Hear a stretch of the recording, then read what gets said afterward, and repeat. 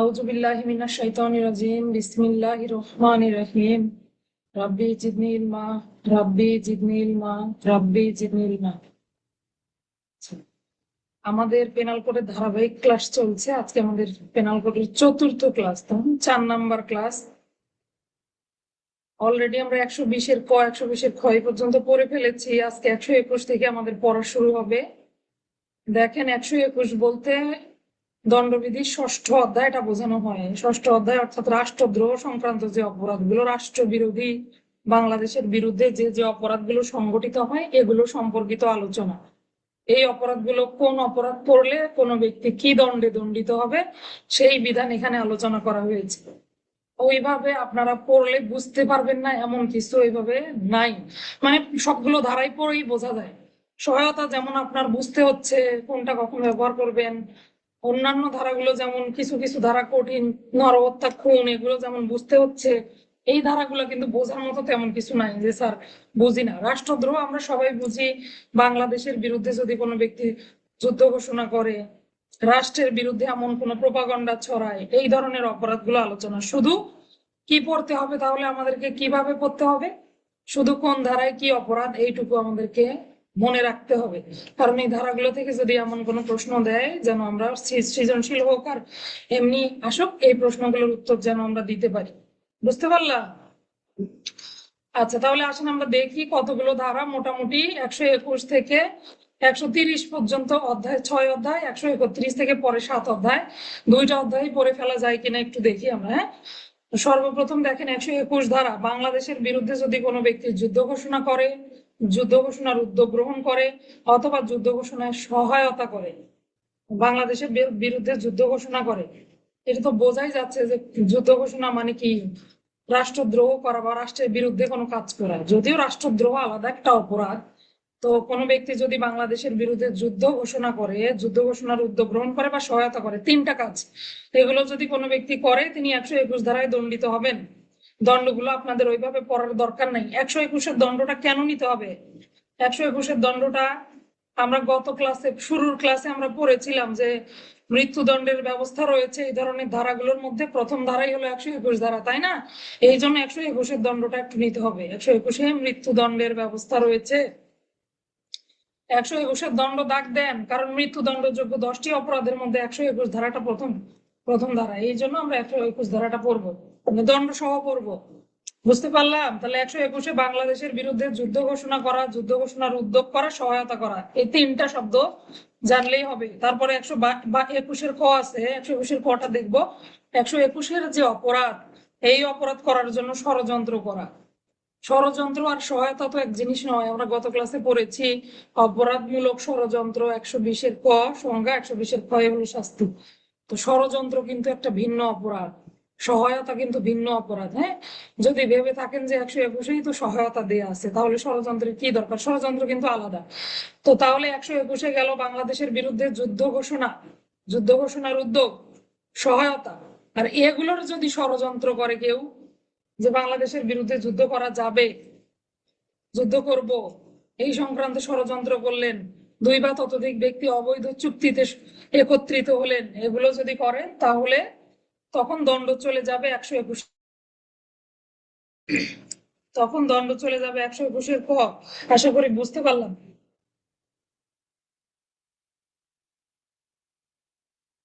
আচ্ছা, তাহলে 121-121-এর ক গেল। এরপরে আমরা দেখবো 122।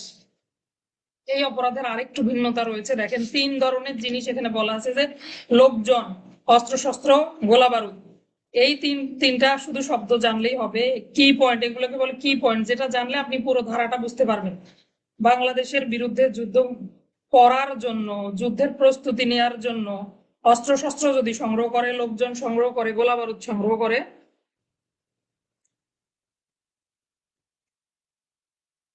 অস্ত্রশস্ত্র, লোকজন, গোলা বারুদ সংগ্রহ করলে সংশ্লিষ্ট ব্যক্তি 122 ধারা মোতাবেক দণ্ডিত হবেন।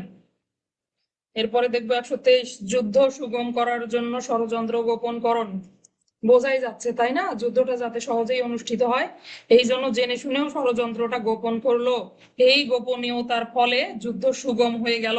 তাহলে 123-এ সংশ্লিষ্ট ব্যক্তি অপরাধ করেছেন এবং 123 ধারায় দণ্ডের ব্যবস্থা রয়েছে। দণ্ডগুলো লাগবে না, শুধুমাত্র মৃত্যুদণ্ড যেগুলো সেগুলো একটু দেখে নিবেন। আচ্ছা, 123 যুদ্ধ সুগম করার জন্য ষড়যন্ত্র গোপনকরণ। এই পর্যন্ত বুঝতে পারছি। 123-এর কটা একটু বেশি গুরুত্বপূর্ণ, যে ধারাগুলো আমরা পড়লাম সেগুলোর মধ্যে 123-এর ক, 124-এর ক বেশি গুরুত্বপূর্ণ। 123-এর ক হলো রাষ্ট্র সৃষ্টির নিন্দা, সার্বভৌমত্বের বিলোপ সমর্থন। দেখেন এই কথাগুলো কিন্তু অনেকে 124-এর ভেতরে লিখে ফেলেন। 124-এর ক এর মধ্যে পার্থক্য আছে না, 123-এর ক 124-এর ক এর মধ্যে কিন্তু পার্থক্য রয়েছে। 123-এর বিষয়গুলো আমি যেগুলো যেগুলো বলি ওগুলো একটু দাগ দেন, হ্যাঁ। বাংলাদেশের অভ্যন্তরে বা বাইরে যে কোনো জায়গায় হতে পারে, নিরাপত্তা ক্ষুণ্ণ করতে পারে। প্রথমে হলো কি, নিরাপত্তা ক্ষুণ্ণ করতে পারে বাংলাদেশের পুরো বাংলাদেশ অথবা বাংলাদেশের যে কোনো এলাকা সম্পর্কে, বাংলাদেশের সার্বভৌমত্ব সম্পর্কে সার্বভৌমত্ব বিপন্ন করতে পারে, জনসাধারণ বা যে কোনো শ্রেণী বিশেষকে প্রভাবিত করতে পারে। এই ধরনের কোনো কথা যদি কেউ বলে, কথিত, লিখিত, শব্দাবলী বা দৃশ্যমান কল্পমূর্তির সাহায্যে যদি এমন কোনো কাজ করে যেটা বাংলাদেশের জন্ম নিয়ে কথাবার্তা, মনে করেন বলতেছে 26শে মার্চে বাংলাদেশ স্বাধীন করে বাঙালি কি করছে, কি করতে পারছে, উস্কানি দেয়া কথাবার্তা যদি বলে, 1971 সালে 26শে মার্চ তারিখের স্বাধীনতা ঘোষণা অনুযায়ী বাংলাদেশ সৃষ্টি সম্পর্কে যদি কেউ নিন্দাবাদ করে, প্রতিবেশী রাষ্ট্রের সাথে বাংলাদেশের সংযুক্তি সম্পর্কে যদি কোনো নিন্দাবাদ প্রকাশ করে, সার্বভৌমত্বের যেটা খণ্ডন হয়, বিলোপ সমর্থন করতে পারে, প্রতিবেশী দেশকে উস্কিয়ে দিল বাংলাদেশের বিরুদ্ধে কি করার জন্য, যুদ্ধ করার জন্য, এরকম কাজগুলো যদি করে তাহলে কি হবে, সেই ব্যক্তি রাষ্ট্র সৃষ্টির নিন্দা করেছে বলে গণ্য হবে। তখন তার দণ্ড চলে যাবে 123-এর ক।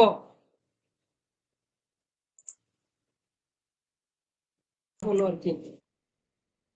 আচ্ছা, তাহলে বুঝলাম রাষ্ট্র সৃষ্টি অর্থাৎ বাংলাদেশ সৃষ্টি হলো বাংলাদেশের জন্ম লগ্ন নিয়ে এমন কোনো কথা বলা, জন্ম বা সৃষ্টি নিয়ে বাংলাদেশের স্বাধীনতা সার্বভৌমত্ব নষ্ট করতে পারে এমন কোনো কথিত লিখিত শব্দাবলী বা দৃশ্যমান কল্পমূর্তির সাহায্যে যদি কোনো ব্যক্তি, কোনো জনসাধারণ বা বাংলাদেশের যে কোনো এলাকার প্রতি কোনো বিদ্বেষমূলক কথাবার্তা বলে, লেখে, এগুলো অঙ্কন করে, চিত্রের মাধ্যমে প্রকাশ করলো, তাহলেও কি হবে, রাষ্ট্র সৃষ্টির নিন্দা করেছে বলে গণ্য হবে 123-এর ক। 124 বাংলাদেশের যে বড় বড় ব্যক্তিত্ব রয়েছেন, সরকার হতে পারে, রাষ্ট্রপতি হতে পারে, এই ধরনের ব্যক্তিদেরকে আক্রমণকরণ। তাহলে এটা কি আলাদা করে বোঝার কিছু আছে?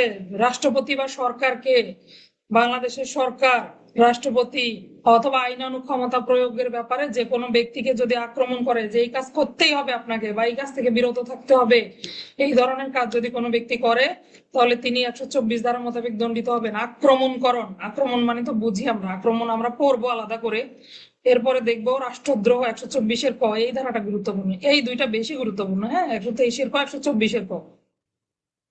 একই কার্যক্রমগুলো অর্থাৎ কথিত লিখিত শব্দাবলী বা দৃশ্যমান কল্পমূর্তির সাহায্যে একই ধরনের বিষয়, এইটা শুধু সরকারের প্রতি, ওটা ছিল দেশের প্রতি, এটা হলো সরকারের প্রতি।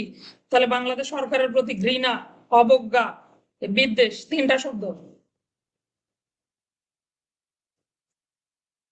শব্দগুলো মনে রাখার চেষ্টা করবেন। যেমন আমরা অস্ত্র শস্ত্র সংগ্রহের ভিতরে কি কি পড়লাম, অস্ত্র শস্ত্র কেবল না, অস্ত্র শস্ত্র, লোকবল, গোলা বারুদ, যুদ্ধের জন্য যদি এগুলো সংগ্রহ করে। 122-এ তিনটা শব্দ।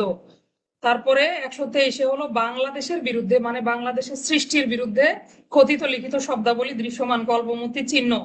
আর 124-এর কয়ে হলো সরকারের প্রতি, এটা একটু আলাদা, ওটা দেশের প্রতি আর এটা সরকারের প্রতি ঘৃণা, অবজ্ঞা, বিদ্বেষ, এগুলো যদি সৃষ্টি করে এমন কোন লিখিত কথিত শব্দাবলী বা দৃশ্যমান কল্পমূর্তির সাহায্যে এমন কোনো কাজ করে তাহলে তারা রাষ্ট্রদ্রোহ করেছে বলে গণ্য হবে। ইংরেজিটা একটু সাথে সাথে পড়ে নেবেন, সেডিশন।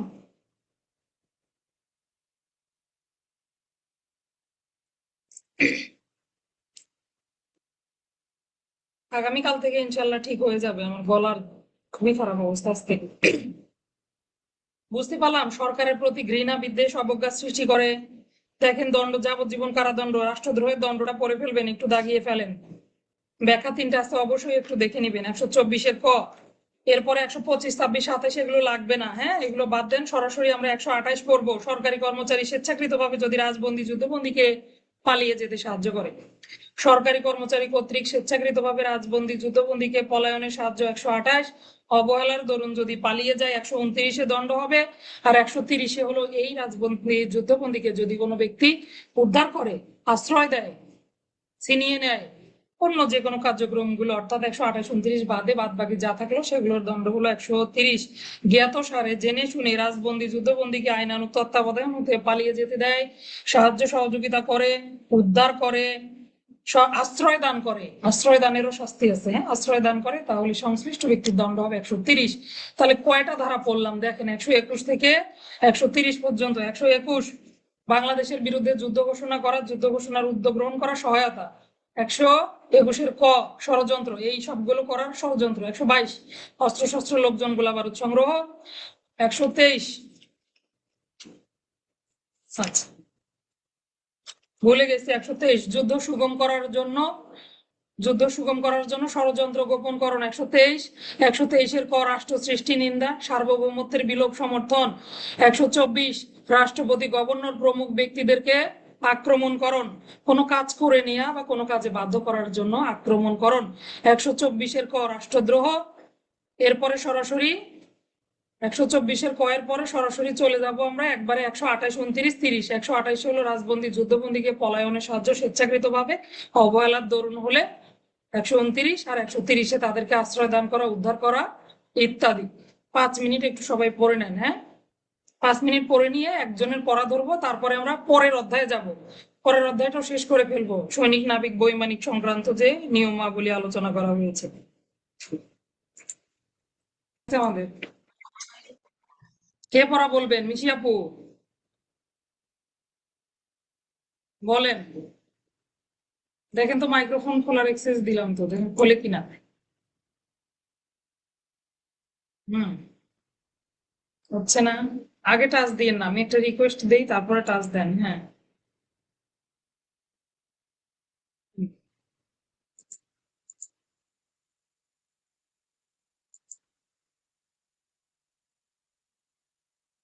আচ্ছা দাঁড়ান, সবার গুলোই খুলে দেই, এইভাবে যেহেতু হচ্ছে না। হ্যাঁ, এইবার খুলতে পারবেন।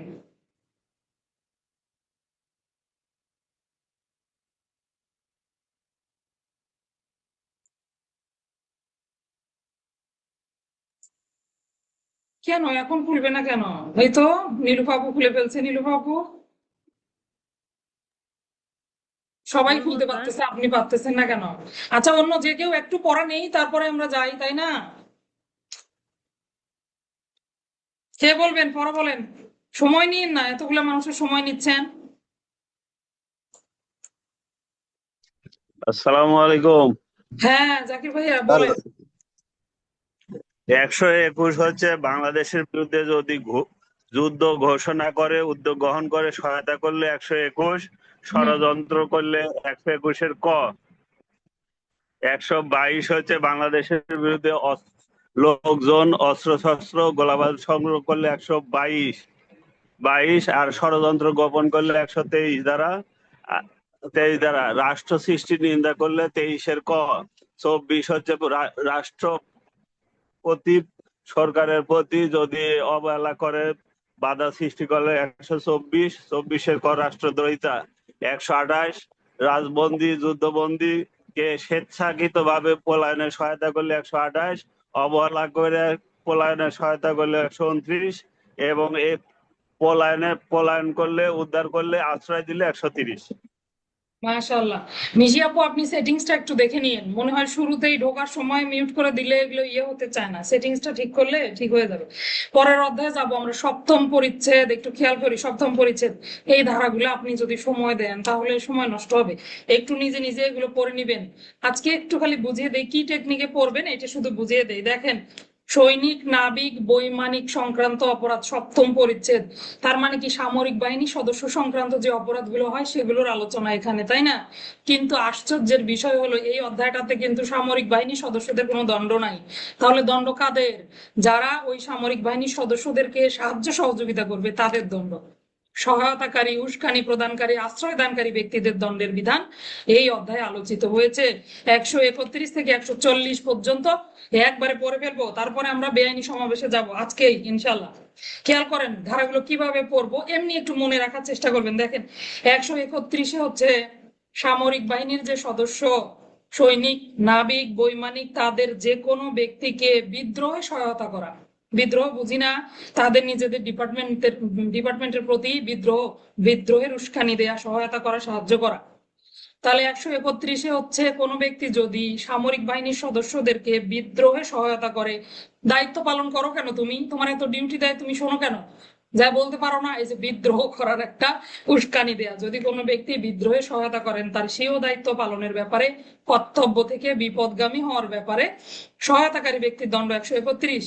এইবার আসেন বিদ্রোহের ফলে যদি সহায়তা করার ফলে যদি বিদ্রোহ অনুষ্ঠিত হয়, হতেও পারে নাও পারে, হ্যাঁ আপনি উস্কানি দিলেন কিন্তু সে শুনলো না, সেই ক্ষেত্রে তো ভিন্ন ব্যাপার। যদি শোনে, বিদ্রোহ যদি অনুষ্ঠিত হয়, সংশ্লিষ্ট ব্যক্তির দণ্ড চলে যাবে 132। তাহলে বিদ্রোহে সহায়তা 131, বিদ্রোহ অনুষ্ঠিত হলে 132, 133 পলায়নে সহায়তা, দুঃখিত আক্রমণে সহায়তা, আক্রমণ অনুষ্ঠিত হলে 134। সহজ আছে না? তাহলে 131 হচ্ছে বিদ্রোহের সহায়তা, সহায়তার ফলে বিদ্রোহ অনুষ্ঠিত হলে 132। 133 আক্রমণে সহায়তা, সহায়তার ফলে আক্রমণ অনুষ্ঠিত হলে, আক্রমণের সহায়তা মানে কি, তোমার সিনিয়র অফিসারকে আক্রমণ করতে পারো না, তাকে আক্রমণ করবা, সে এরকম কেন রাস্তাঘাটে ধরে ওই যে মানকি টুপি পরে আক্রমণ করবে, এরকম উস্কানি দেয় না। যে আক্রমণে সহায়তা করলে 133-এ দণ্ড, আক্রমণ যদি অনুষ্ঠিত হয়ে যায়, তার সিনিয়র অফিসার বা তার ঊর্ধ্বতন পদমর্যাদার কর্মকর্তার প্রতি আক্রমণ যদি অনুষ্ঠিত হয়ে যায় সহায়তার ফলে, দণ্ড চলে যাবে 134। এইবার আসেন পলাতককে আশ্রয় দেন যদি, এটা একটু এদিক থেকে আলাদা আলোচনা শুরু হয়েছে। পলাতককে আশ্রয় দেন 136, পলায়নে সাহায্য 135, পলাতককে যদি আশ্রয় দেন 136। আর যদি সামরিক বাহিনীর সদস্যকে জাহাজে লুকিয়ে থাকতে দেয়, পোতাদক্ষ যিনি থাকলেন তিনি যদি তাকে বাণিজ্য পথে লুকিয়ে থাকার জন্য আশ্রয় দান করেন, তাহলে তার দণ্ড চলে যাবে 137। 138-এ বলছে অবাধ্যতা প্রদর্শনে সাহায্য করা বা সহায়তা করা, যে কোনো কথাই শুনবা না, এভাবে ধরেন উস্কানি দিচ্ছে কেউ, সহায়তা করতেছে, অবাধ্যতা প্রদর্শনে সহায়তা 138। 139 ধারাটা গুরুত্বপূর্ণ। দেখেন আমরা সাক্ষ্য আইনের এক ধারা পড়ি না যে সামরিক বাহিনীর সদস্যদের প্রতি এই আইনের বিধান প্রযোজ্য হবে না। 1952 সালের সেনাবাহিনী, 53 সালের বিমান বাহিনী, 61 সালের নৌবাহিনী, সেনা বিমান নৌ, 52, 53, 61 তাদের যে আইনগুলো রয়েছে এগুলো তাদের এদিক দিয়ে, তাদের আইন দিয়ে তাদের বিরুদ্ধে ব্যবস্থা, দণ্ডবিধিতে তাদের কোনো ব্যবস্থা নাই। যেমন সাক্ষ্য আইনে পড়ি ওই রকম তাদের যেহেতু আলাদা আইন রয়েছে, তাদের আলাদা আইনে তাদের ব্যবস্থা। এই যে ধারাগুলো পড়লাম এগুলো তাহলে কাদের দণ্ড, আপনার আমার সাধারণ জনগণের দণ্ড, বা অন্য যে ব্যক্তি তাকে সাহায্য সহযোগিতা করলো তাদের দণ্ড। 139-এ বলছে যে সামরিক বাহিনীর সদস্যদের প্রতি এই ধারার বিধানগুলো, এই অধ্যায়ের যে বিধানগুলো এগুলো প্রযোজ্য হবে না। আর 140-এ হলো ছদ্মবেশ ধারণ, যদি কোনো ব্যক্তি সামরিক বাহিনীর সদস্যদের পোশাক পরিধান করে, প্রতীক ধারণ করে, যাতে করে জনগণ তাকে শক্তির আধার মনে করবে, শক্তি এবং ক্ষমতার আধার মনে করবে, মানুষের মনে এরকম, মানে মানুষ যেন তাকে দেখে মনে করে তার কত শক্তিধর ব্যক্তি। তো এইরকম মানুষের মনে এরকম সৃষ্টি করার জন্য একটা কোন পোশাক পরিধান করলো সামরিক বাহিনীর, অথবা প্রতীক ধারণ করার জন্য এই 140 ধারা মোতাবেক দণ্ডিত হবে। তাহলে বুঝতে পারলাম, খুবই সহজ। দেখেন 131 বিদ্রোহের সহায়তা, 132 বিদ্রোহ যদি অনুষ্ঠিত হয়, 133 ঊর্ধ্বতন কর্মকর্তাদেরকে আক্রমণে সহায়তা, 134 আক্রমণ যদি অনুষ্ঠিত হয়, পলায়নে সহায়তা, 135 পলাতককে আশ্রয় দান, এটাও তো সহায়তা তাই না, পলাতককে আশ্রয় দিলেন 136। আর যদি সেটা বাণিজ্য পথে আশ্রয় নেয়, পোতাদক্ষ আশ্রয় দেয়, তাহলে তার দণ্ড 137। 138 অবাধ্যতা প্রদর্শনে সহায়তা, 139 তাদের বিরুদ্ধে দণ্ডবিধি আইনের বিধানগুলো প্রযোজ্য হবে না সামরিক বাহিনীর সদস্যদের বিরুদ্ধে।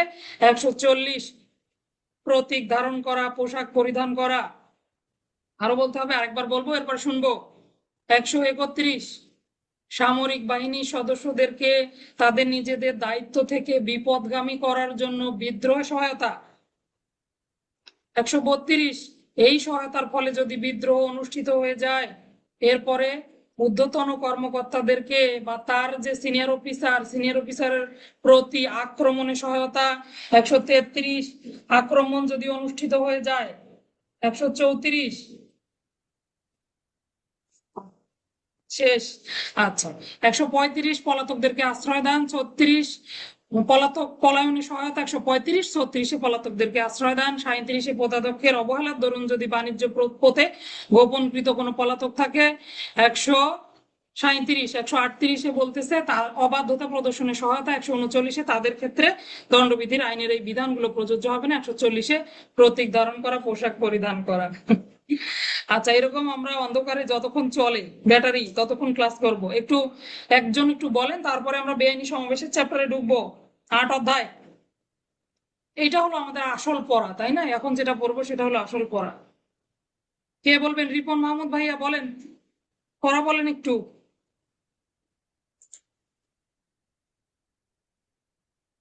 আসসালামু আলাইকুম স্যার।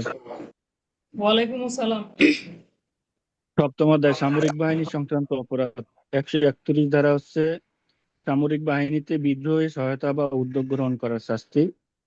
132 ধারা হচ্ছে বিদ্রোহ যদি সহায়তা করে, এই সহায়তাকৃত কার্যের ফলে যদি বিদ্রোহ অনুষ্ঠিত হয় তাহলে তার শাস্তি মৃত্যুদণ্ড। আর হচ্ছে 133 ধারা হচ্ছে বিদ্রোহ সহায়তাকরণের জন্য আক্রমণ করা। 134 ধারা হচ্ছে যদি অনুষ্ঠিত হয়, অর্থাৎ বিদ্রোহ সহায়তা যে আক্রমণ করছে, আক্রমণের ফলে যদি বিদ্রোহটা অনুষ্ঠিত হয়। 135 ধারা হচ্ছে পলায়নে সহায়তা করা। 136 ধারা হচ্ছে পলাতককে আশ্রয় দান করা। আর 139 ধারা হচ্ছে সামরিক বাহিনীর যে সদস্য আছে তাদেরকে তাদের আইনে বিচার হবে, অপরাধ হবে, এখানে এই দণ্ডবিধি অনুযায়ী হবে না। 140 ধারা হচ্ছে সামরিক বাহিনীর পোশাক বা প্রতীক পরিধান করা। মাশাআল্লাহ, খুব সুন্দর হয়েছে। এই দুইটা অধ্যায় যদি আপনি এভাবে একটু মনে রাখতে পারলেন তাহলে আলহামদুলিল্লাহ, না পারলে একবারে আমরা পরীক্ষার আগে একটু দেখবেন, বুঝতে পারছেন? অপেক্ষাকৃত কম গুরুত্বপূর্ণ রাষ্ট্রদ্রোহের মধ্যে যে দুইটা ধারা বললাম ওই দুইটা ধারা একটু দেখলেই হবে। আর আমার বিশ্বাস এগুলো এক নজর করে দেখে গেলেই হবে, এত বেশি লাগে না। হ্যাঁ, এখন আমরা চলে যাব অষ্টম অধ্যায়, গণশান্তির পরিপন্থী। 140, 140টা গুরুত্বপূর্ণ, পলাতকদেরকে আশ্রয় দানও গুরুত্বপূর্ণ, তাই 140টা আসে, বুঝতে পারছেন? 140টা অলরেডি আপনাদের পরীক্ষা আসছে। ছদ্মবেশ ধারণ সংক্রান্ত অপরাধ 36 আসছিল বলে আমার জানা নেই, আছে। এমনি আশ্রয় দানের অপরাধ সমূহ কি কি, তখন তো এমনি আপনার 136 চলে আসবে, বোঝেননি? ওইটা হচ্ছে একটা প্রশ্নের উত্তরের ক্ষেত্রে একটা ধারা, সেটা হলো আপনি কোন কোন ধারাগুলো আসে এই দুইটা প্রশ্ন পড়লেই তো আপনাকে আর এদিকে ইয়া করতে হচ্ছে না। আচ্ছা, আমরা পরের অধ্যায় চলে যাব, আমার সময় খুবই কম, আমার গলাটাও খুব কষ্ট দিচ্ছে আজকে। বেআইনি সমাবেশের যে অধ্যায়টা মোটামুটি আপনাদের জানা, তাই না? বেআইনি সমাবেশ আমরা বহু জায়গায় পড়ি, দণ্ডবিধিতে পড়ি। বেআইনি সমাবেশের অপরাধগুলো করলে কি কি দণ্ডের ব্যবস্থা এটা পড়ি দণ্ডবিধিতে। আর বেআইনি সমাবেশ ছত্রভঙ্গ করার পদ্ধতি পড়ি ফৌজদারি কার্যবিধিতে, প্রবিধানে, পুলিশ আইনে, অবৈধ জনতা ছত্রভঙ্গের পদ্ধতি। তাহলে ওই দিকে হলো আপনি নিয়ন্ত্রণ করেন কিভাবে, আর এই দিকে হলো ওই ব্যক্তিরা কত কত দণ্ড পাবে, কি করলে কোন ধারায় দণ্ডিত হবে, তাই না? 141 হলো বেআইনি সমাবেশের সংজ্ঞা। যদি কেউ মূল ধারার সংজ্ঞাটা মুখস্থ করতে পারেন আলহামদুলিল্লাহ, না পারলে ভাষ্য থেকে সংজ্ঞাটুকু ছোট ছোট করে দেয়া আছে 5টা পয়েন্ট, এই 5টা পয়েন্ট পড়ে ফেলবেন। প্রথমে হলো বল প্রয়োগ করে সরকারি কর্মচারীকে ভয় দেখানো। তাহলে প্রথমত 5 বা ততোধিক ব্যক্তি তাদের সাধারণ উদ্দেশ্য যদি এমন হয় যে সরকারি কর্মচারীকে বল প্রয়োগ করে ভয় দেখায়, আইন প্রয়োগে বাধা, দ্বিতীয়ত হলো আইনানুগ প্রক্রিয়া বাস্তবায়নে যদি বাধা দান করে, যে কোনো অপরাধমূলক কর্ম, অপকর্ম বা অপরাধমূলক অনধিকার প্রবেশ করে, কোনো ব্যক্তিকে তার মৌলিক অধিকার থেকে বঞ্চিত করে, যেমন পানির ব্যবহার, রাস্তার অধিকার, এই ধরনের অধিকার থেকে যদি কি করে বঞ্চিত করে, তাকে এগুলো করতে না দেয়, অথবা বল প্রয়োগ করে কাউকে কোনো কাজে বাধ্য করা, কোনো কাজ থেকে বিরত রাখা, এই 5 প্রকারের কাজকর্ম যদি 5 বা ততোধিক ব্যক্তি একত্রে মিলিত হয়ে করে তাহলে তারা বেআইনি সমাবেশ করেছে বলে গণ্য হবে। আচ্ছা, একটা ব্যাখ্যা আছে খুবই গুরুত্বপূর্ণ, ব্যাখ্যাটা দেখে নিবেন। যে সমাবেশ বেআইনি কখনো ছিল না সে সমাবেশও পরবর্তীতে বেআইনি সমাবেশে রূপান্তরিত হতে পারে। এইটা একটা শুধুমাত্র সংজ্ঞা কাকে বলে। তাহলে বেআইনি সমাবেশ কাকে বলে আমরা শিখে গেলাম, 141 ধারা। এরপরে আমরা দেখবো 142 ধারা, বেআইনি সমাবেশের সদস্য হওয়া। তাহলে দেখেন সংজ্ঞা কি কখনো শাস্তির আওতাভুক্ত হয়? সংজ্ঞা তো সংজ্ঞাই, যতক্ষণ না আপনি বেআইনি সমাবেশের সদস্য হবেন ততক্ষণ পর্যন্ত আপনাকে তো দণ্ডিত করা যাবে না, তাই না? 141-এর দণ্ড কিন্তু 143 নয়, 142-এর দণ্ড 143। তা না হলে 142 ধারাটা দেওয়ার দরকার ছিল না। কথা বুঝাইতে পারছি? 141টা কেবলমাত্র বেআইনি সমাবেশ জিনিসটা কি খায় না মাথায় দেয় এই কথা বলা আছে। আর 142 হলো আপনি যদি বা আমি যদি বেআইনি সমাবেশের সদস্য হই, কিভাবে সদস্য হব? যদি জানি যে এই সমাবেশে এই এই কাজগুলো করতেছে, তারপরও আমি এই সমাবেশে যোগদান করলাম, সেখানে অবস্থান করলাম, তাহলে আমি বেআইনি সমাবেশের সদস্য হলাম, আমাকে দণ্ডিত করবেন 143 ধারায়। বুঝতে পারলাম? তাহলে মূলত 142-এর শাস্তি হলো 143, আর 141টা হলো সংজ্ঞা কাকে বলে। যদি টিকা আসে আপনারা লিখবেন 141-এর সংজ্ঞা, 142-এর সদস্য হওয়া, আর কোনো ব্যক্তি সদস্য হলে তিনি 143 ধারায় দণ্ডিত হবেন। এইভাবে ব্যাখ্যা করে লিখবেন। বুঝতে পারলাম? তাহলে 3টা ধারা অলরেডি আমাদের হয়ে গেল। 141-এ হলো সংজ্ঞা, 142-এ সদস্য হওয়া, 143-এ শাস্তি, 144 দেখবো মারাত্মক অস্ত্রশস্ত্রে সজ্জিত হয়ে বেআইনি সমাবেশ। এটা আবার আরেকটু গুরুতর, সঙ্গে কি প্রস্তুতি আছে, মারাত্মক অস্ত্রশস্ত্র আছে, মারাত্মক অস্ত্রশস্ত্র সজ্জিত হয়ে বেআইনি সমাবেশ। শাস্তিগুলো পড়ে ফেলবেন, মোটামুটি সবগুলো শাস্তি 6 মাস করে দেয়া আছে, আর বাদ বাকি যেগুলো গুরুতর শাস্তি 2 বছর 3 বছর আছে। হ্যাঁ, এই যে মারাত্মক অস্ত্রশস্ত্রে সজ্জিত হয়ে বেআইনি সমাবেশের শাস্তি হলো 2 বছর, 144 ধারা। তাহলে এমনি বেআইনি সমাবেশ করলে শাস্তি 6 মাস, মারাত্মক অস্ত্রশস্ত্র থাকলে 2 বছর। এই দণ্ড সমান সমান আবার দাঙ্গার এমনি নর্মাল দণ্ডটা দেখবেন, দাঙ্গার দণ্ড আছে 2 বছর, মারাত্মক অস্ত্রশস্ত্রে সজ্জিত হয়ে দাঙ্গা করলে আবার দেখবেন একটু বাড়ান, শাস্তি বৃদ্ধি আছে 3 বছর। এই ধারার এই অধ্যায়ের যে দণ্ডগুলা, অনুরোধ থাকলো লিখে রাখেন যে আমরা দণ্ডগুলো পড়বো। হ্যাঁ, কারণ এগুলো আপনি এমনি লিখতে গেলেও আপনার দণ্ডগুলো চলে আসবে। তাহলে 144-এ হলো মারাত্মক অস্ত্রশস্ত্রে সজ্জিত হইয়া বেআইনি সমাবেশ। 145টা দেখবো। এইবার আসেন ব্যাখ্যাটা কাজে লাগবে। যে সমাবেশটা ছত্রভঙ্গ হওয়ার জন্য নির্দেশ দান করলেন, তারপরেও সেই সমাবেশে বসেই থাকলো তারা।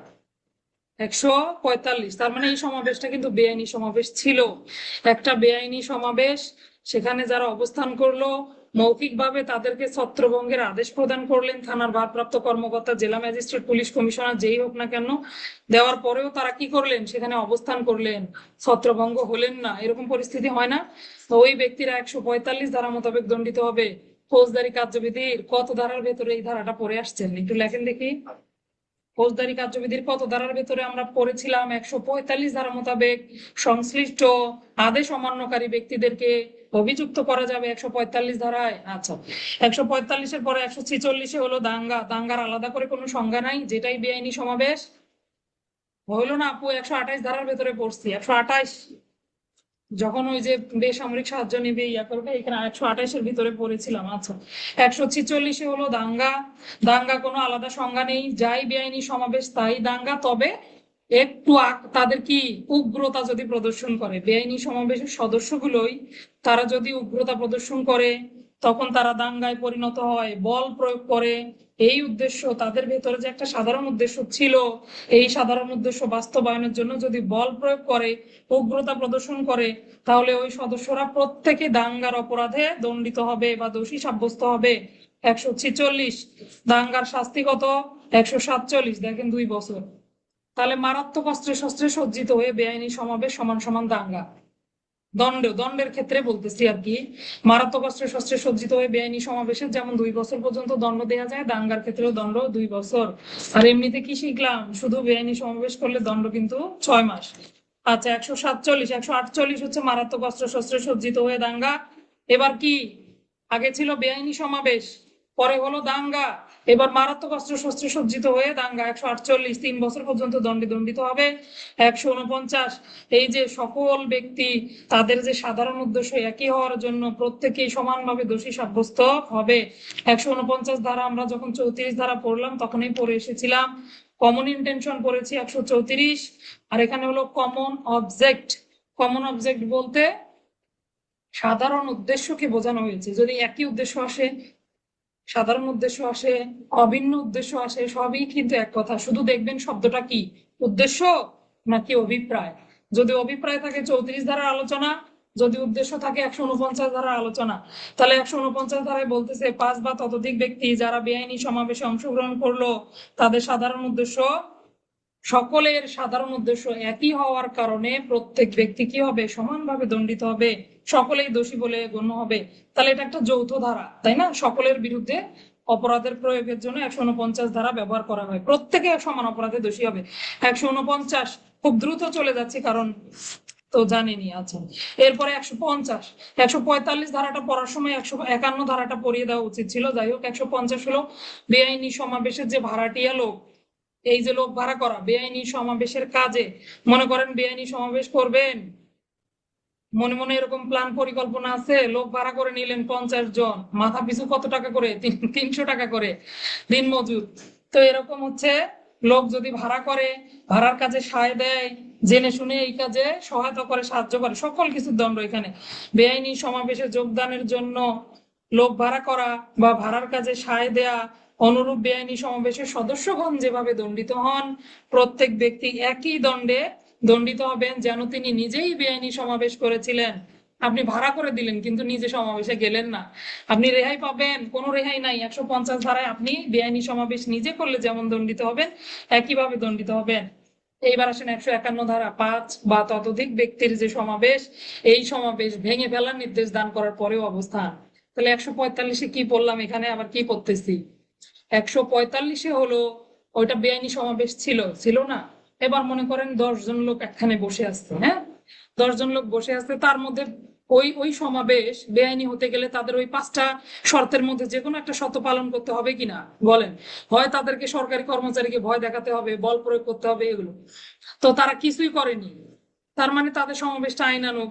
অথবা বলতে পারি এখনো সমাবেশটা বেআইনি হয়নি, তারপরেও যদি পুলিশ অফিসারের নিকটে প্রতীয়মান হয় যে এই সমাবেশ বেআইনি হতে পারে, তাহলে তিনি সেটা ছত্রভঙ্গের আদেশ দিতে পারবেন। 127 ধারা পড়বেন ভালো করে, সিআরপিসি, ওখানে লেখা আছে যে কোনো বেআইনি সমাবেশ অথবা বেআইনি হয়নি এখনো এরকম সমাবেশ, এই সমাবেশও কি করা যেতে পারে, ছত্রভঙ্গের আদেশ দেওয়া যেতে পারে। তাহলে 127-এ তো ক্ষমতা আছেই। 151-তে বললো এই সমাবেশ যেটা এখনো বেআইনি হয়নি সেটা যদি ছত্রভঙ্গের আদেশ দেন আর তারপরও যদি তারা সেখানে বসে থাকে, তারপরও দণ্ডিত হবে 151 ধারা। বুঝতে পারলাম?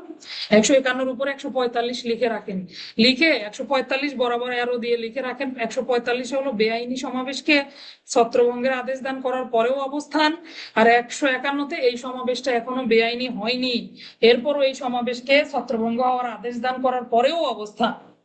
এই ধারাগুলো আপনাদের একটু গোলমাল হয়ে যায়, তাই না? তাহলে বেআইনি সমাবেশ ছত্রভঙ্গ হওয়ার আদেশ দান করার পরেও যদি তারা অবস্থান করে, 145-এ দণ্ড। যে সমাবেশ এখনো বেআইনি হয়নি, এই সমাবেশকে যদি ছত্রভঙ্গ হওয়ার আদেশ দান করা হয়, তারা ছত্রভঙ্গ না হয়, তাদের দণ্ড 151। আচ্ছা, 152-তে হচ্ছে দাঙ্গা দমনকালে সরকারি কর্মচারীকে বাধা দানকরণ বা আক্রমণকরণ, এগুলো বোঝার কিছু নাই, শুধু মুখস্থ করে ফেলবেন। 152 দাঙ্গা দমনকালে সরকারি কর্মচারীকে বাধা দান করা বা আক্রমণ করা। 153 দাঙ্গা অনুষ্ঠানের জন্য বেপরোয়া ভাবে উত্তেজনা দান করা, অনুষ্ঠিত হতেও পারে নাও পারে, হলেও দণ্ড না হলেও দণ্ড। 153-র কটা পড়লে একটু পড়তে পারেন, বাদ বাকি গুলো লাগে না। 153-র ক শ্রেণী সমূহের মধ্যে শত্রুতা বর্ধনকরণ, এগুলো অবশ্য আমাদের সময় আমরা পড়ছিলাম। ছাত্রদেরকে রাজনৈতিক কার্যকলাপে উত্তক্তকরণ, এগুলো বাদ দেন। 154টা গুরুত্বপূর্ণ। 154 যেই জমিতে দাঙ্গা অনুষ্ঠিত হলো সেই জমির মালিকের দায়িত্ব। তাহলে যেখানে দাঙ্গা অনুষ্ঠিত হবে বা বেআইনি সমাবেশ অনুষ্ঠিত হবে যেই ভূমিতে, সেই ভূমির মালিক যদি আগে থেকে জানতে পারেন, যে বিশ্বাস করেন যে আমার এইখানে কি হতে পারে, দাঙ্গা হতে পারে, তাহলে আগে থেকে যদি জানা থাকে তাহলে অবশ্যই কি করতে হবে, এটা বাধা সৃষ্টি করার জন্য অবশ্যই পুলিশ অফিসার অথবা ম্যাজিস্ট্রেটকে সংবাদ দিতে হবে। কত ধারায় সংবাদ প্রদান করে, এই দেখেন, একটা ধারার সঙ্গে আরেকটা ধারা চলে আসে। আমরা শিখেছি না 44-45 ধারায় যে কোনো আমলযোগ্য অপরাধ সংগঠন হতে দেখলে বা বিভিন্ন ধরনের পেনাল কোডের বিভিন্ন অপরাধগুলো 143-45, এই যে এই ধরনের অপরাধগুলো যদি হওয়ার সম্ভাবনা থাকে তাহলে অবশ্যই নিকটস্থ পুলিশ এবং ম্যাজিস্ট্রেটকে সংবাদ দিবে। তো তাদেরও দায়িত্ব রয়েছে এই সংবাদটা দ্রুত দেয়া। যদি তিনি সংবাদ দিতে অবহেলা করেন, না দেন, তার ফলে যদি অপরাধ অনুষ্ঠিত হয়ে যায়, সংশ্লিষ্ট জমির মালিক দণ্ডিত হবেন 154 ধারায়। যে জমিতে বেআইনি সমাবেশ অনুষ্ঠিত হয় সেই ভূমির স্বত্বাধিকারী বা অধিকারী, মালিক বলতে পারি আমরা। আচ্ছা, একটু 154-র উপরে লেখেন মালিক, 155-র উপরে লেখেন স্বার্থপর, মানে যে জমিতে অনুষ্ঠিত হবে সেই জমিতে অনুষ্ঠিত হওয়ার ফলে তার যদি লাভ থাকে, তাহলে এই ব্যক্তির উপকারার্থে দাঙ্গা অনুষ্ঠিত হয়েছে, মানে দুই পক্ষের দাঙ্গা হোক, মাঝখান থেকে আমি লাভবান হই, এরকম ব্যক্তিও থাকে, স্বার্থান্বেষী ব্যক্তি, তাহলে তার দণ্ড হবে 155। এবার আসেন, জমির মালিক থাকে বিদেশে, দায়িত্ব দিয়ে গেছে ম্যানেজারকে, ম্যানেজার সংবাদ দিল না, এজেন্ট বা ম্যানেজারের দণ্ড হবে 156। বুঝতে পারলাম তিনটা ধারা কেন। জমির মালিকের দণ্ড 154, যার উপকারার্থে দাঙ্গা হবে, উপকারী ব্যক্তি মাঝখান থেকে উপকৃত হলেন, সেই ব্যক্তির দণ্ড 155, এজেন্ট এবং ম্যানেজারের দণ্ড 156। এই তিনটা ধারাও অনেকে আলাদা করতে পারেন না, মনে করেন যে একই কথা বলা। এক কথা কিন্তু বলা নাই, যে জমিতে অনুষ্ঠিত হলো ভূমির মালিক বা স্বত্বাধিকারী ব্যক্তির দণ্ড, ভাষ্য পড়লে ক্লিয়ার হয়ে যাবে। ভাষ্যতে স্পষ্ট করে লেখা আছে 156 ধারা হলো এজেন্ট বা ম্যানেজারের দণ্ড। এই ধারা এজেন্ট বা ম্যানেজারকে দায়ী করা হয়। 157তে যাব, বেআইনি সমাবেশের ভাড়াটিয়া লোকদেরকে আশ্রয় দান করা। 150-এ ভাড়া করা, 157তে আশ্রয় দান করা। ওই যে 136-এর সাথে 157 ব্যবহার করতে পারবেন, কোন কোন ধারায় আশ্রয় দেওয়া হয়। হ্যাঁ, 212-16 ক, এরপরে 157, 136 এগুলো ব্যবহার করা যাবে। এরপরে দেখেন 158 ধারায় বলছে, নিজে যদি ভাড়াটিয়া হন, আপনি ভাবতেছেন ভাড়া করলেও দণ্ড, আশ্রয় দিলেও দণ্ড, তাহলে আমি ভাড়াটিয়া হই, ভাড়াটিয়া হলে দণ্ড নাই, ভাড়াটিয়া হলেও দণ্ড 158। 159-এ মারামারি কাকে বলে, 160-এ মারামারি শাস্তি। এই পর্যন্তই থাকবে আজকের ক্লাস। 159, দুই বা ততোধিক ব্যক্তি প্রকাশ্য স্থানে এমন কোন ঝগড়া কলহে যদি লিপ্ত হয় যার ফলে গণশান্তির বিঘ্ন ঘটে। তাহলে কতগুলা কথা বললাম, সবগুলোই কিন্তু শর্ত। মারামারি শর্ত কি, দুই বা ততোধিক ব্যক্তি হতে হবে, প্রকাশ্যে কলহ অনুষ্ঠিত হবে, গণশান্তি বিঘ্নিত হতে হবে, তবেই তারা মারামারি করেছে বলে গণ্য হবে। এবং মারামারি করার ধরুন 160 ধারা মোতাবেক মারামারি শাস্তির বিধান রয়েছে, মাত্র 100 টাকা, কোনো সমস্যা নাই, দিয়ে ফেলবেন, আগে মারামারি করে নিবেন, তাই না? আইন জানলে কত সুবিধা, দেখছেন? আচ্ছা, 159-এ মারামারি, 160-এ হলো মারামারি শাস্তি। একজনের কাছ থেকে পড়া নেব, একটু দেখি তো মনে থাকলো কিনা, কি কি ধারা আমরা পড়লাম। আচ্ছা, সর্বপ্রথম সংজ্ঞাটা যেহেতু বড় আছে না বললেও চলবে, এইভাবে বলেন যে 141 বেআইনি সমাবেশ, 142 বেআইনি সমাবেশের সদস্য হওয়া। দেখেন, যেই পড়া নিতে চাই অমনি সবাই ক্লাস থেকে পালিয়ে যায়। 142 বেআইনি সমাবেশের সদস্য হওয়া, 143 বেআইনি সমাবেশের শাস্তি, 144 মারাত্মক অস্ত্র শস্ত্র সজ্জিত হইয়া বেআইনি সমাবেশ, 145 বেআইনি সমাবেশকে ছত্রভঙ্গ করার আদেশ দান করার পরেও যদি তারা সমাবেশে অবস্থান করে। 145, 146-এ বলতেছে দাঙ্গা কাকে বলে, দাঙ্গার সংজ্ঞা। 147-এ দাঙ্গার শাস্তি। 148 মারাত্মক অস্ত্র শস্ত্র সজ্জিত হয়ে দাঙ্গা। 149 বেআইনি সমাবেশে অংশগ্রহণকারী প্রত্যেক ব্যক্তির সাধারণ উদ্দেশ্য একই হওয়ায় প্রত্যেকেই সমান দণ্ডে দণ্ডিত হবে। 150, যেহেতু একাধিক ব্যক্তি না, বেআইনি সমাবেশ তো আর একজনে হয় না, 149 ধারাটা সাথে সাথে ব্যবহার করতে হবে। 34 ধারা যেমন আমরা দুই বা ততোধিক ব্যক্তির ক্ষেত্রে ব্যবহার করি কমন ইন্টেনশনে, একইভাবে 149 দেখবেন বেআইনি সমাবেশের দণ্ড যেখানে আছে 149 ধারা সেখানে আছেই। আচ্ছা, মানে যৌথ দায় দেওয়ার জন্য ওই ধারাটা ব্যবহার করা হয়। 150 লোক ভাড়া করা, ভাড়ার কাজে সায় দেয়া। 151 যে সমাবেশ এখনো বেআইনি হয়নি সেই সমাবেশ ছত্রভঙ্গ হওয়ার আদেশ দান করার পরেও সেখানে অবস্থান। 152 সরকারি কর্মচারী দাঙ্গা দমন করছেন, তাকে গিয়ে বাধা দিলেন, আক্রমণ করলেন। 152 153 দাঙ্গা করে যেন তারা, সেই জন্য বেপরোয়া ভাবে উত্তেজনা দান করে। 153 ক শ্রেণী সমূহের মধ্যে শত্রুতা বর্ধন করা। 154 যে জমিতে অনুষ্ঠিত হলো জমির মালিকের দায়িত্ব ছিল, তিনি যদি দায়িত্ব পালন না করেন 54তে দণ্ডিত হবেন। উপকারার্থী ব্যক্তি তিনি 55তে দণ্ডিত হবেন। ম্যানেজার এবং এজেন্ট যারা থাকলো তারা 56তে দণ্ডিত হবে। 57তে আশ্রয় দান করলে দণ্ড। 58তে ভাড়াটিয়া নিজে হলে দণ্ড। 59-এ মারামারির সংজ্ঞা, 60-এ মারামারি শাস্তি। আচ্ছা, 2 মিনিট সময় দিলাম, 56 বাজে, 57, 58তে আপনাদের পড়া ধরবো, এক নজর দেখে নেন।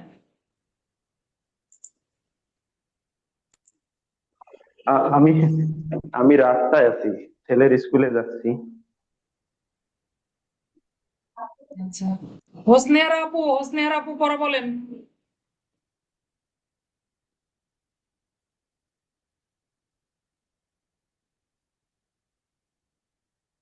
হোসনেহারা আপু, হ্যাঁ, সিরাজ ভাইয়া কোথায়, পড়া বলেন। সহজ ছিল না ধারাগুলো, কয়টা ধারা? 10টা তো বলার চেষ্টা করেন, প্রথম 5টা তো বলার চেষ্টা করেন, ভুল হলে আসি না আমি বলে দিব না। বলি। শাহিদা আপু, আসসালামু আলাইকুম স্যার। রিপন মাহমুদ ভাইয়া বলবে। আচ্ছা বলেন। স্যার আমি বলি স্যার, হুম হুম। এটা হচ্ছে অষ্টম অধ্যায়, গণশান্তি পরিপন্থী অপরাধ। 141 ধারা হচ্ছে বেআইনি সমাবেশের সংজ্ঞা, 142 ধারা হচ্ছে বেআইনি সমাবেশের সদস্য হওয়া সংজ্ঞা, 143 ধারা হচ্ছে বেআইনি সমাবেশের শাস্তি, 144 ধারা হচ্ছে মারাত্মক অস্ত্র সহকারে বেআইনি সমাবেশের শাস্তি, আর 145 ধারা হচ্ছে যে সমাবেশ ভেঙে দেওয়া হয়েছে জেনেও তাতে অবস্থান করা, 146 ধারা হচ্ছে দাঙ্গা, 147 ধারা হচ্ছে দাঙ্গার শাস্তি, 148 ধারা হচ্ছে মারাত্মক অস্ত্র সহকারে দাঙ্গার শাস্তি, 149 ধারা হচ্ছে কমন অবজেক্ট, আর 50 150 ধারা হচ্ছে লোক ভাড়া করা। হুম 150 ধারা লোক ভাড়া করা, লোক ভাড়া করলে 143 ধারার অনুরূপ শাস্তি হবে। হুম আর হুম হুম। 152 ধারা হচ্ছে সরকারি কর্মচারীকে আক্রমণ বা বাধা দান করা। 153 ধারা হচ্ছে দাঙ্গার সময় উত্তেজনা দান করা। 154 হচ্ছে ভূমির মালিক বা জমির সত্ত্বাধিকারী, মানে ভূমির মালিকের দায়িত্ব। আর 155 ধারা হচ্ছে সত্ত্বাধিকারীর দায়িত্ব। ঠিক আছে নাকি স্যার? ঠিক 155, আছে, যে ব্যক্তির উপকার হবে, 155, উপকারার্থে দাঙ্গা অনুষ্ঠিত উপকার হয় তার উপকার দায়িত্ব। হ্যাঁ। উপকারকারীর দায়িত্ব আর কি। আর 156 ধারা হচ্ছে ম্যানেজার বা স্বত্বাধিকারীর দায়িত্ব। এজেন্টের দায়িত্ব। 157 ধারা হচ্ছে আশ্রয় দান করা। আর 159 ধারা হচ্ছে আহ, মারামারি। আর 160 ধারা হচ্ছে মারামারির শাস্তি। মারামারি সংজ্ঞাটা একটু বলেন, মারামারি সংজ্ঞা কিন্তু গুরুত্বপূর্ণ। মারামারির সংখ্যা হচ্ছে দুই বা ততোধিক ব্যক্তি প্রকাশ্য স্থানে যদি গণশান্তি পরিপন্থী কোনো কাজ করে তবে তারা মারামারি করছে বলে গণ্য হবে। আচ্ছা ঠিক আছে, ধন্যবাদ। আর একদমই আমার ইয়া দেখাচ্ছে, আপনাদেরকে একটা ছবি দিচ্ছি, দেখলেই বুঝতে পারবেন। এ পর্যন্তই থাকবে। আসসালামু আলাইকুম রহমতুল্লাহ।